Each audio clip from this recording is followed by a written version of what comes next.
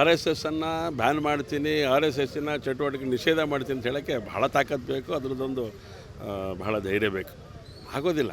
ಯಾಕೆಂದರೆ R S S ಸಮಾಜದೊಳಗಡೆ ವಿಲೀನ ಆಗಿರುವಂಥದ್ದು.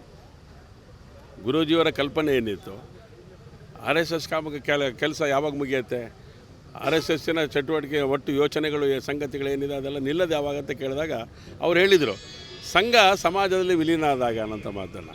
ಇವತ್ತು ಆ ಸ್ಥಿತಿ ನೋಡ್ತಾ ಇದೆ ನಾವು. ಸೊ ಹಾಗಾಗಿ ಇವತ್ತು ಅವರಿಗೆ ತಡ್ಕೊಳ್ಳೋಕ್ಕಾಗದೆ ಈ ಕೆಲಸಕ್ಕೆ ಏನೋ ಕೈ ಹಾಕಕ್ಕೆ ಹೋಗಿದ್ದಾರೆ. ಒಂದೊಂದು ಸರಿ ಅನಿಸುತ್ತೆ ಮಂಗನ ಕೈಯಲ್ಲಿ ಮಾಣಿಕ್ಯ ಸಿಕ್ಬಿಟ್ಟಿದೆ ಅಂಥೇಳಿ, ಅಧಿಕಾರ ಸಿಕ್ಕಿದೆ ಅಂಥೇಳಿ ಮನಸ್ಸಿಗೆ ಬಂದಂಗೆ ನಡ್ಕೊಳ್ಳೋಕ್ಕಾಗೋದಿಲ್ಲ.